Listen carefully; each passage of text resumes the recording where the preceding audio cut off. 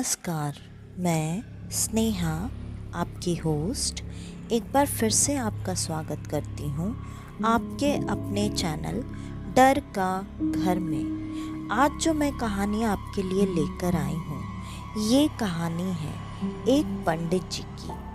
पंडित जी जो कि एक मंदिर के सेवादार भी थे, मतलब वो मंदिर के ही घर में रहकर 24 घंटे भगवान की और मंदिर की सेवा किया करते थे। पूजा पाठ, साफ सफाई, सारा कार्यभार उनके ऊपर ही था। पंडित जी की 2 बेटियां थीं, रैना और नैना, और उनकी पत्नी। ये पूरा परिवार पंडित जी को अकेले ही संभालना था। पंडित जी की बेटियां जब छोटी थीं तब तक तो सब कुछ ठीक था, लेकिन धीरे धीरे जब पंडित जी की बेटियां बड़ी होने लगी तो उनकी पढ़ाई, उसके साथ साथ बाकी के घर के खर्चे भी बढ़ने लगे, जो कि पंडित जी के मंदिर के काम से, पूजा पाठ से पूरा नहीं हो पा रहा था। पंडित जी की चिंता अब दिन ब दिन बढ़ती जा रही थी। पंडित जी पंडित का काम करने के अलावा पढ़े लिखे भी थे। उन्होंने ये अपने पैसों की परेशानी वाली बात अपने जानने वाले 3-4 लोगों को बताई, और उसमें से जो उनके एक नज़दीकी दोस्त थे, उन्होंने पंडित जी को सलाह दी कि वो ये पंडिताई का काम छोड़कर क्यों नहीं कोई अच्छी सी नौकरी पकड़ लेते हैं। वैसे भी उनकी पढ़ाई लिखाई काफ़ी अच्छी हुई थी, तो उनको जॉब भी कोई भी बहुत अच्छी मिल जाती और अच्छे पैसों की मिल जाती, जिनसे वो अपने परिवार का लालन पालन बहुत अच्छे तरीके से कर पाते। पंडित जी पहले इस बात पर सोच विचार करना चाहते थे और अपनी पत्नी से सलाह मशवरा भी करना चाहते थे, क्योंकि कई सालों से उनके पुश्तों में सारे लोग सिर्फ यही काम करते आए थे, और पंडित जी इससे हटकर कुछ भी करने से पहले काफ़ी डर रहे थे। उन्होंने घर जाकर ये बात अपनी पत्नी को बता दी। पत्नी ने तुरंत कहा, अरे आप बिल्कुल सही कह रहे हैं, मेरे भी दिमाग में ना यही सब चल रहा था। मुझे भी अब बेटियों के फ्यूचर को लेकर काफ़ी चिंता होने लगी है। अब उनकी पढ़ाई लिखाई करनी है, उनके शादी ब्याह के लिए पैसे भी जोड़ने हैं। आजकल के ज़माने में आपको तो पता है, अगर बेटियों को अच्छे घर देना है तो उसके साथ अच्छी खासी रकम भी खर्च करनी पड़ती है, और आपके इस काम से तो ये होने से रहा। पंडित जी ने कहा, ठीक है, तुम बोल तो बिल्कुल सही रही हो, लेकिन मेरा मन नहीं मान रहा है। पत्नी ने काफ़ी समझाया, और दोनों के बातचीत के बाद आखिरकार यही बात सामने आई कि पंडित जी को कहीं और नौकरी कर लेनी चाहिए। पंडित जी ने वैसा ही किया। अगले दिन अपने दोस्त से मिलने के बाद उसको कहा, तुम मेरे लिए कोई अच्छी नौकरी ढूंढ दो, और अगर मैं यहाँ का काम छोड़ दूँगा तो हमें यहाँ का घर भी छोड़ना पड़ेगा, इसलिए हमारे रहने का कोई अच्छा सस्ते में इंतज़ाम भी कर दो।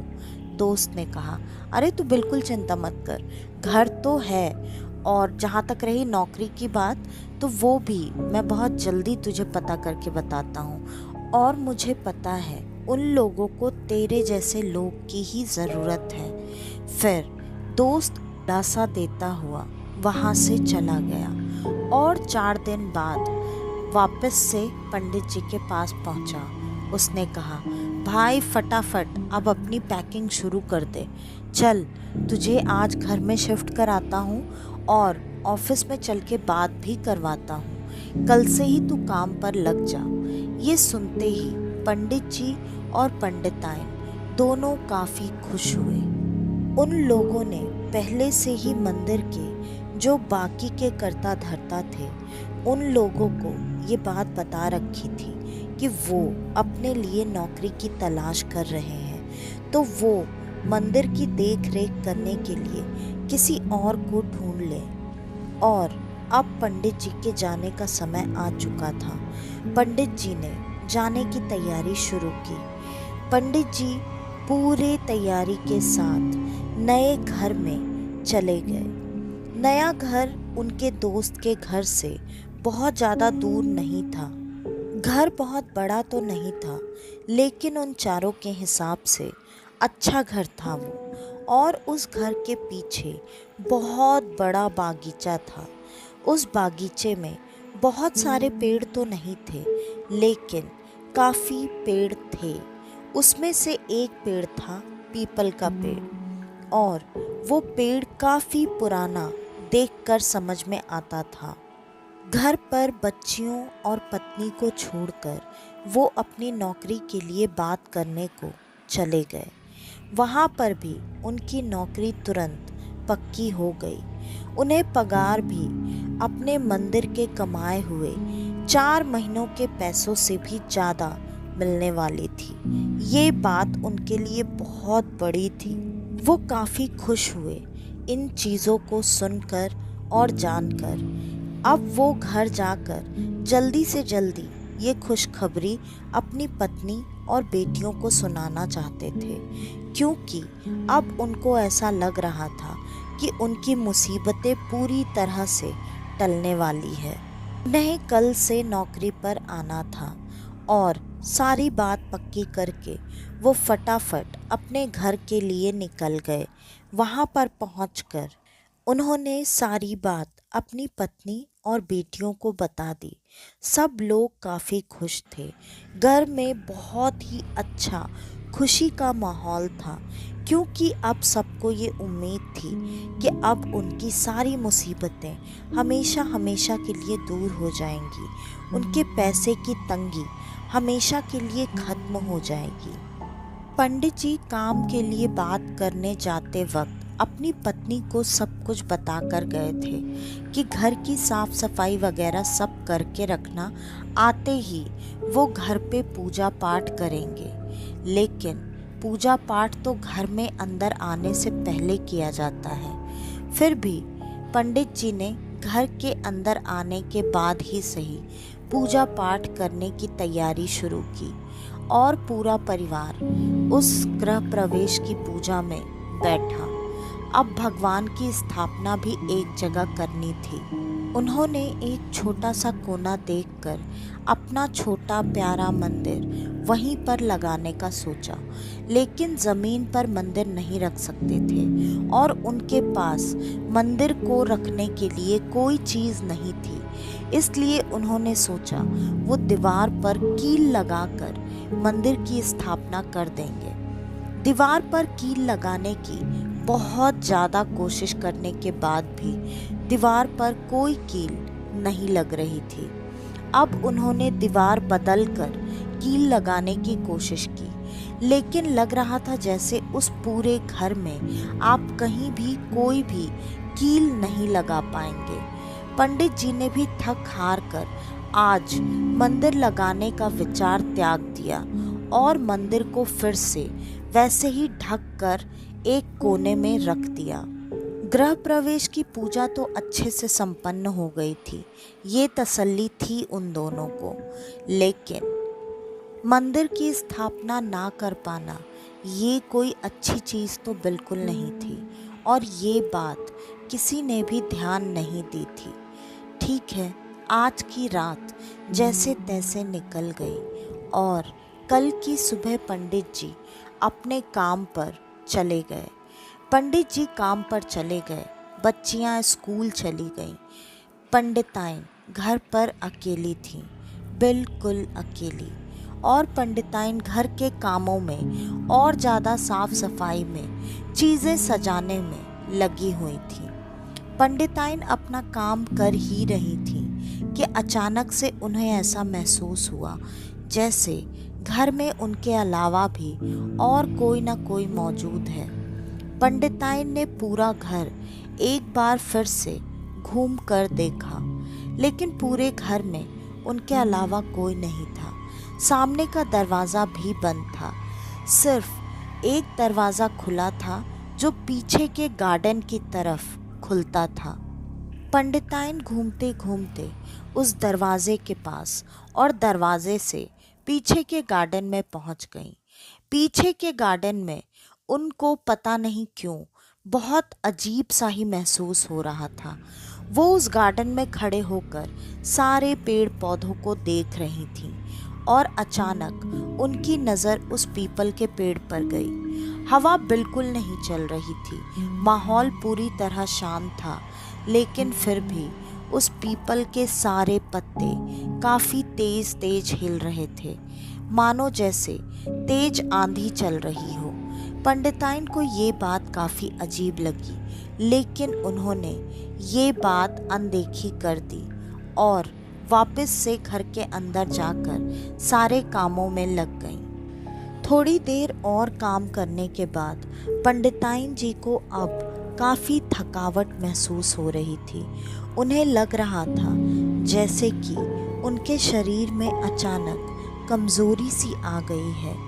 वो घर का बाकी का सारा काम छोड़कर बिस्तर पर जाकर लेट गईं। थोड़ी देर लेटे लेटे अचानक उनकी आंख लगने लगी और जैसे ही उन्हें नींद आई होगी कि उन्हें आवाज़ सुनाई दी कि पंडित जी उन्हें पीछे के गार्डन से बुला रहे हैं। जब वो उठी तो उनको ये बात काफ़ी अजीब लगी कि पंडित जी तो ऑफिस गए थे और वो पीछे के गार्डन में क्या कर रहे हैं। लेकिन पंडिताइन फिर भी उठकर देखने के लिए बाहर चली गई और पहले उन्होंने जाकर सामने का मेन डोर ही खोलकर देखा, लेकिन वहाँ पर कोई भी नहीं था। अभी भी उनको आवाज़ पीछे के गार्डन से ही सुनाई दे रही थी और वो पीछे के गार्डन की तरफ पहुँच गई। पीछे के गार्डन में भी कोई नहीं था। उनको ये देखकर काफ़ी आश्चर्य लगा और अभी भी उनको पंडित जी की आवाज़ सुनाई दे रही थी। वो आवाज़ कहाँ से आ रही थी उनको कुछ भी समझ में नहीं आ रहा था। वो धीरे धीरे उस पीपल के पेड़ की तरफ बढ़ने लगी। जैसे जैसे वो उस पीपल के पेड़ की तरफ बढ़ रही थी, उन्हें ऐसा महसूस हो रहा था जैसे आवाज़ उसी पेड़ के पास से आ रही है। वो उस पेड़ के पास पहुंची और उन्होंने उस पीपल के तने से जब अपने कान लगाए तो उन्हें ऐसा महसूस हुआ जैसे पंडित जी उस पीपल के तने के अंदर हैं। ये कैसे हो रहा था? ये कैसे हो सकता था? पंडित जी तो सही सलामत थे, फिर उनको ऐसा क्यों महसूस हो रहा है? लेकिन वो काफ़ी डर चुकी थी और जैसे कि उन्होंने आवाज़ सुनने के लिए उस पीपल के पेड़ को हाथों से पकड़ रखा था। अब जब वो पीछे हटने की कोशिश कर रही थी तो लग रहा था जैसे उनके हाथ और पैर वहीं पर चिपक गए हैं। वो चाह कर भी पीछे नहीं हट पा रही थी। अब उन्हें पीपल के पेड़ के अंदर से किसी के ठहाके मार मार के हंसने की आवाज़ें आ रही थी। ये आवाज़ किसी नॉर्मल इंसान के हंसने की तो बिल्कुल नहीं थी। ये आवाज़ें बहुत भयानक थी, जिसको सुनकर अब पंडिताइन जी इतना ज़्यादा डर चुकी थी कि वो वहीं पर बेहोश होकर गिर गई। शाम में जब बच्चियां स्कूल से आईं तो वो अपनी माँ को ढूंढने लगी। वो घर के अंदर इतनी आसानी से इसलिए आ गई थी कि जब पंडिताइन ने पंडित जी की आवाज़ सुनकर बाहर का दरवाज़ा खोला था तो वो उसे खुला छोड़कर ही भूल गई थी और बच्चियों ने पूरा घर देख लिया, लेकिन पंडिताइन जी कहीं नहीं मिली। बच्चों को ये समझ में नहीं आ रहा था कि माँ ऐसे दरवाज़ा खुला रखकर कहाँ जा सकती है। उसमें से एक बच्ची पीछे के तरफ आई और उसने देखा माँ पीपल के पेड़ से लगकर बेहोश पड़ी हुई है। उसने अपनी दूसरी बहन को आवाज़ देते हुए बुलाया और कहा, देखो ना नैना, मम्मी को क्या हो गया है, मम्मी बेहोश हो गई है। बच्चियों ने पानी लाकर माँ के ऊपर छिड़का, लेकिन उसका कोई असर माँ के ऊपर नहीं हो रहा था। बच्चियों को पता था कि पिता काम पर गए हैं और उनको उनका ऑफिस भी नहीं पता था। वो जानती थी तो सिर्फ बगल में रहने वाले पिता के दोस्त को वो भागकर उसके घर पर पहुंची और उसको बुलाकर घर पर लेकर आई। उसने जैसे तैसे उनकी पत्नी को मतलब पंडिताइन जी को घर के अंदर उठाकर बिस्तर पर लेटा दिया। काफ़ी देर तक पंडिताइन को होश ना आने के वजह से डॉक्टर को बुलाना पड़ा। डॉक्टर ने अपने हिसाब से सुई दवाई जो भी चीज़ें देनी थी वो दे दी और कहा रात तक होश आ जाएगा। डॉक्टर को भी समझ में नहीं आ रहा था कि उनको क्या हुआ है। थोड़ी देर में पंडित जी भी घर पर आ गए। उन्होंने देखा उनकी पत्नी बेहोश बिस्तर पर पड़ी हुई है। तब तक उनके दोस्त भी वहीं बैठे हुए थे क्योंकि वो बच्चियों को ऐसे में अकेला नहीं छोड़ना चाहते थे। और जैसे ही पंडित जी ऑफिस से आए, दोस्त ने सारी बात उनको बता दी। पंडित जी काफ़ी परेशान हुए, लेकिन मुश्किल से आधे घंटे में पंडिताइन जी को होश आ गया। और पंडिताइन जी से जब पूछा गया कि वो उस पेड़ के पास कैसे पहुंची, उन्हें कुछ भी याद नहीं था, जैसे वो सारी बातें भूल चुकी थीं। उनका कहना था शायद वो पेड़ों को पानी देने गई होंगी, पता नहीं, मुझे कुछ भी याद नहीं है कि क्या हुआ था। फिर पंडित जी ने कहा ठीक है, जो भी हुआ जाने दो, चलो अब खाने पीने की तैयारी करते हैं। आपकी तो तबीयत आज ठीक नहीं लग रही है, आप आराम कीजिए, खाना आज मैं बनाता हूँ। बच्चियाँ भी काफ़ी खुश थीं क्योंकि पंडित जी बहुत स्वादिष्ट खाना बनाया करते थे। मंदिर में अक्सर भोग का खाना पंडित जी ही बनाते थे, तो पंडित जी आज किचन में खाना बनाने के लिए जुट गए और उन्होंने रात का खाना बनाकर थोड़ी देर में तैयार कर दिया। सारे लोग बैठ गए खाना खाने के लिए। सबने रात का खाना खत्म किया और सोने के लिए चले गए। रात में सबकी नींद लग चुकी थी, लेकिन अचानक से रैना को किसी के बुलाने की आवाज़ सुनाई देने लगी और रैना की नींद खुल गई। रैना भी इधर उधर पहले तो देख रही थी, लेकिन उसे कोई भी नज़र नहीं आया। उसे बाकी के सारे लोग सोए हुए ही दिखाई दे रहे थे। फिर रैना उठकर घर में घूमकर देखने लगी कि कहीं कोई घर के अंदर तो नहीं आ गया है, लेकिन रैना को कोई भी नहीं दिखा। और रैना को पीछे बागीचे से ही वो आवाज़ आ रही थी।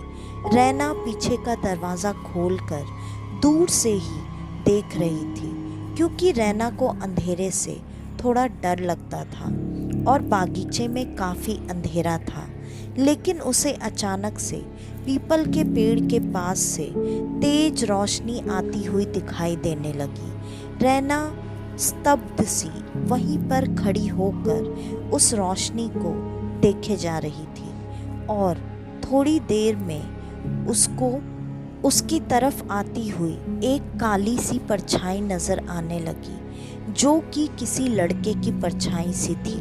रैना उसको देखे जा रही थी। अचानक उसके कंधे पर किसी का हाथ आकर लगा।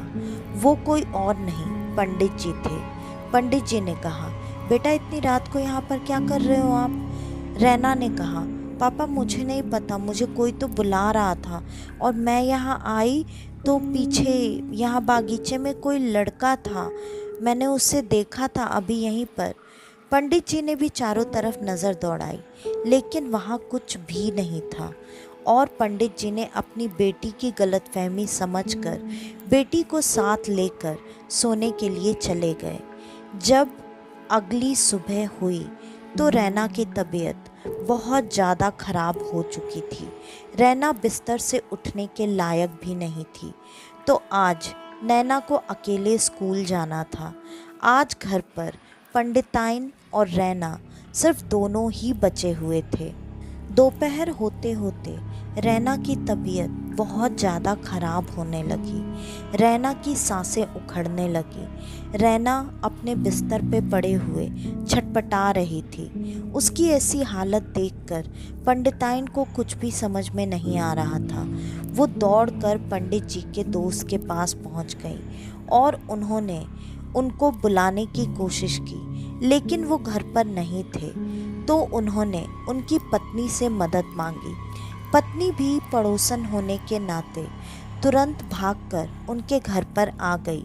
जब वो उनके घर पर आई तो उन्होंने देखा रैना बिस्तर पर बैठकर अजीब सी हुंकारे भर रही थी, और रैना की वैसी हालत देखकर वो दोनों घबरा गए। उन्होंने कहा, इसकी तो अभी तबीयत खराब थी, अब इससे क्या हो गया। फिर दोनों ने रैना के करीब जाने की कोशिश की, लेकिन रैना अजीब से दो आवाज़ों में चिल्लाने लगी, मेरा घर छोड़ दो, मेरा घर छोड़ दो। और ये बात काफ़ी अजीब सी लग रही थी पंडिताइन और पड़ोसन दोनों को। लेकिन दोनों अभी जिस तरह से रैना बीमार थी, उन्होंने डॉक्टर को ही बुलाना सही समझा। डॉक्टर को बुलाया गया। डॉक्टर ने चेक किया। आज भी उनके समझ में कुछ भी नहीं आ रहा था, लेकिन वो जो इलाज ठीक समझ रहे थे उन्होंने वो इलाज दिया, क्योंकि कल इसी तरह से इलाज करने पर पंडिताइन ठीक हो चुकी थी। वो दवाइयाँ देकर चले गए। रैना की हालत सुधरने के बजाय अब बिगड़ती जा रही थी। रैना बहुत अजीब अजीब सी हरकतें कर रही थी। रैना की ऐसी हरकतें पंडिताइन के समझ से बिल्कुल परे थी, और उन्होंने थक हार कर अब अपने पति के आने का इंतज़ार किया। देखते ही देखते रात हो गई। पंडित जी जब घर आए तो पंडिताइन रोते बिलखते उनसे रैना की हालत बता रही थी। पंडित जी को ये बात सामान्य बात से थोड़ी अलग लग रही थी। उनके भी दिमाग में आया कि कल उन्होंने देखा था कि रैना रात में पीछे के गार्डन में गई हुई थी। फिर पंडित जी ने तुरंत अपने दोस्त के पास जाकर उससे पूछना शुरू किया कि भाई, इस घर में कुछ तो गड़बड़ है। हम लोग जब से यहाँ पर आए हैं कुछ ना कुछ तो मुसीबत आ ही रही है। क्या बात है, तुझे इस घर का पिछला अगला कुछ पता है क्या? दोस्त ने साफ साफ इनकार कर दिया। उसने कहा, अरे नहीं यार, ऐसा कुछ नहीं है। पुराना घर था, काफ़ी दिन से बंद पड़ा था, और इसके मालिक से मैंने बात की, उसने तुरंत हाँ कर दी ये घर देने के लिए, क्योंकि वो अपने बनाए हुए नए घर में रहता था। फिर ये बात सुनकर पंडित जी के भी मन में आया कि शायद घर बहुत दिनों से बंद रहने के वजह से ऐसा कुछ हो रहा है। पंडित जी के मन में ये भी आया कि गृह प्रवेश की पूजा तो उन्होंने की थी, लेकिन मंदिर की स्थापना नहीं की थी। और तुरंत पंडित जी घर पर आकर वापस से कील ठोंककर उस मंदिर की स्थापना करने में लग गए, लेकिन कील ठुकने का नाम ही नहीं ले रही थी।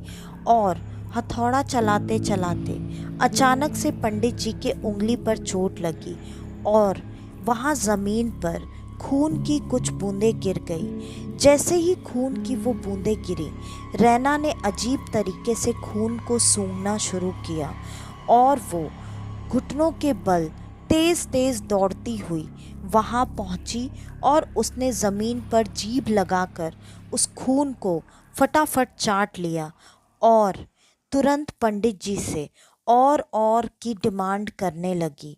ये चीज़ देखकर पंडित जी को समझते देर नहीं लगी कि उनकी बेटी अब सामान्य रोग से तो ग्रसित नहीं है।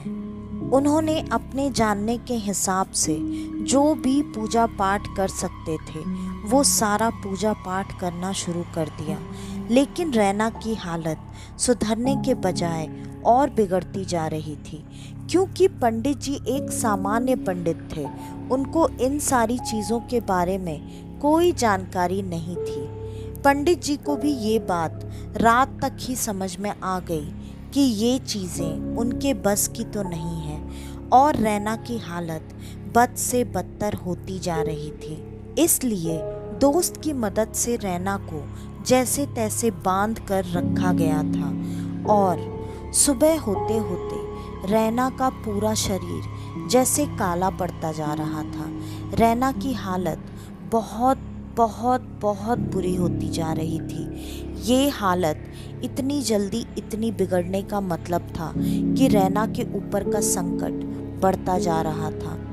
पंडित जी आज के आज तुरंत अपनी बेटी को लेकर उनके जानने वाले, ऐसी क्रियाविधि करने वाले एक जानकार पंडित जी के वहां पहुंच गए। और पंडित जी ने जैसे ही बिटिया को देखा, उनको तुरंत ये बात समझ में आ गई कि उसके ऊपर किसी तरह का कोई साया है। पंडित जी ने कहा, आप बिटिया को यहाँ अंदर कमरे में छोड़ दो और आप सब बाहर इंतज़ार करो। चाहे जो भी हो जाए, आप में से कोई भी अंदर कमरे में तब तक प्रवेश नहीं करेगा जब तक कि मैं ना बुलाऊं या फिर मैं दरवाज़ा खोलकर बाहर ना आ जाऊं। थोड़ी ही देर में अंदर से रैना की रोने, बिलखने और चिल्लाने की आवाज़ें आने लगी। माँ का दिल पूरी तरह से पिघल चुका था। माँ छटपटा रही थी उठकर अंदर जाने के लिए, लेकिन पंडित जी ने रोक रखा था, क्योंकि उनको इस बात का अच्छे से ज्ञान था कि ऐसी क्रियाविधि में ऐसी चीज़ें होती हैं। और थोड़ी देर तक पूजा पाठ करने के बाद पंडित जी बाहर निकल कर आए और उन्होंने कहा, आप जिस घर में रह रहे हैं उस घर का मालिक कौन है? पंडित जी ने कहा, मुझे नहीं पता, मुझे ये घर मेरे दोस्त ने दिलवाया है। दोस्त की तरफ बगल में हाथ दिखाते हुए कहा। फिर जो पंडित जी ये क्रियाविधि कर रहे थे, उन्होंने कहा, तू ही है उस घर का मालिक ना? या ये कहूँ कि तू ज़बरदस्ती उस घर का मालिक बन बैठा है? दोस्त ने ना में सर हिलाते हुए कहा, नहीं नहीं नहीं, ऐसा कुछ भी नहीं है। आपको ये बात किसने बताई? फिर पंडित जी ने कहा, बेटा मुझसे कुछ भी छुपा हुआ नहीं है। तूने जो किया है, आज ये बच्ची उसी का भुगतान कर रही है। अब पंडित जी, पंडिताइन जी सब उस दोस्त की तरफ देखने लगे कि क्या बात है, वो क्या छुपा रहा है। फिर जो पंडित जी क्रियाविधि कर रहे थे, उन्होंने कहा, किसी भी हालत में इसको यहाँ से जाने मत देना, मैं अपनी विधि पूर्ण करके बाहर आता हूँ। फिर कुछ घंटे के लिए पंडित जी वापस से अंदर चले गए। बहुत देर तक वैसे ही अजीब अजीब सी आवाज़ें, चीख पुकार आने के बाद पंडित जी बाहर आए और पंडित जी के हाथ में एक मिट्टी का कलश, जिस पर लाल कपड़ा रक्षा सूत्र के साथ बांधा हुआ था। पंडित जी के हाथ में वो कलश था। वो कलश उन्होंने पंडित जी के दोस्त को देते हुए कहा, ये ले, इस कलश को जाकर जल में प्रवाहित करना, और जल में प्रवाहित करने के बाद तू जब वापस आ रहा हो तो चाहे जो भी हो जाए पीछे मुड़कर मत देखना। और दोस्त अब कुछ नहीं कर सकता था। उसने वो कलश लिया और पंडित जी के बताए अनुसार उसे जल में प्रवाहित करने के लिए चला गया। पंडित जी ने कुछ मंत्र भी दिए थे, जो कि उसे जाप करते हुए वहाँ नदी तक जाना था। वो जाप करते हुए नदी तक पहुँचा और फिर नदी पर पहुँचते ही उसके पैरों को ठोकर लगी। ठोकर लगकर वो गिर गया और उसके हाथ से वो कलश भी टूट गया। जैसे ही वो कलश टूटा, उसमें से जो आकृति बनकर बाहर आई, उसे देखते ही दोस्त के रोंगटे खड़े हो गए। और इधर कलश टूटा, इधर पंडित जी को आभास हो गया कि वहाँ क्या हुआ है। पंडित जी ने कहा, अब आप अपनी बिटिया को लो और घर जाओ। फिर पंडित जी ने सवाल पूछा कि वो दोस्त जो गया था वो क्रियाविधि करके कब वापस आएगा। पंडित जी ने बताया, आप अब उसकी चिंता ना करें, उसे उसके किए की सज़ा मिल चुकी है। अब वो वापस नहीं आएगा और ना ही वो आत्मा अब आप लोगों को कभी परेशान करेगी। आप अब ऐसा भी समझ सकते हैं कि वो घर अब आज से आपका हुआ। पंडित जी ने तुरंत दूसरे पंडित जी से, जिन्होंने ये क्रियाविधि की थी, उनसे सवाल किया, क्या हुआ पंडित जी, मुझे सारी बात जाननी है, आप बताइए। फिर पंडित जी ने कहा, वो घर जिसका था, उससे वो घर हड़पने के लिए तुम्हारे इस दोस्त ने पूरी कोशिश की थी, उसे पैसों का लालच दिया, लेकिन उस घर में जो लड़का रहता था उसके माता पिता और पूरा परिवार पहले ही उसे छोड़कर जा चुके थे और वो उसके परिवार की आखिरी निशानी होने के वजह से वो उस घर से बहुत ज़्यादा जुड़ा हुआ था। वो अपने घर को बेचना नहीं चाहता था। इस वजह से तुम्हारे इस दोस्त ने धोखे से उस बच्चे को जान से मार दिया और उसकी लाश को तुम्हारे पीछे के बागीचे में लगे हुए पीपल के पेड़ पर लटका दिया और लोगों को ये बताया कि उसने अपने माता पिता के जाने के गम में फांसी लगा ली। और लोगों ने यही सोचा और तुरंत तुम्हारे उस दोस्त ने इस घर पर कब्जा कर लिया। उसे कहीं ना कहीं इस बात का एहसास था कि इस घर पर उसका साया है, इसलिए उसने जानबूझकर तुम लोगों को इस घर में रहने को बोला कि अगर कोई मुसीबत आनी भी हो तो तुम लोगों पर आएगी, उस पर नहीं। लेकिन अभी जो मैंने उसे कलश विसर्जन के लिए दिया था, मुझे पता था अगर वो जाएगा तो वो वापस नहीं आएगा। उसी तरह उसे रास्ते में ठोकर लगी, कलश टूट गया और उस आत्मा ने अपना बदला ले लिया। तो आज की ये कहानी यहीं पर ख़त्म होती है। आपको हमारी आज की ये कहानी कैसी लगी हमें कमेंट करके ज़रूर बताइएगा। और अगर आप हमारे इस चैनल पर पहली बार आए हैं तो हमारे इस चैनल को लाइक, शेयर और सब्सक्राइब करना बिल्कुल न भूलें। और जितना ज़्यादा से ज़्यादा हो सके हमारी इन कहानियों को शेयर करें। थैंक यू सो मच आप सबके इतना प्यार और सपोर्ट के लिए।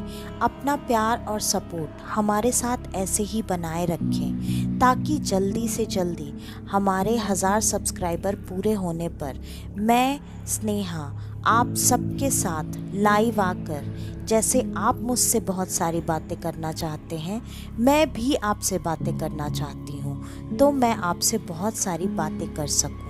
तो आज के लिए बस इतना ही। मैं स्नेहा आपकी होस्ट आज के लिए लेती हूँ अलविदा। कल वापस से आप सबसे मिलने आऊँगी और आप सबको लेकर जाऊँगी कुछ जाने अनजाने किस्से कहानियों के सफ़र पर, आपका अपना डर का घर में। तो कल तक के लिए नमस्कार।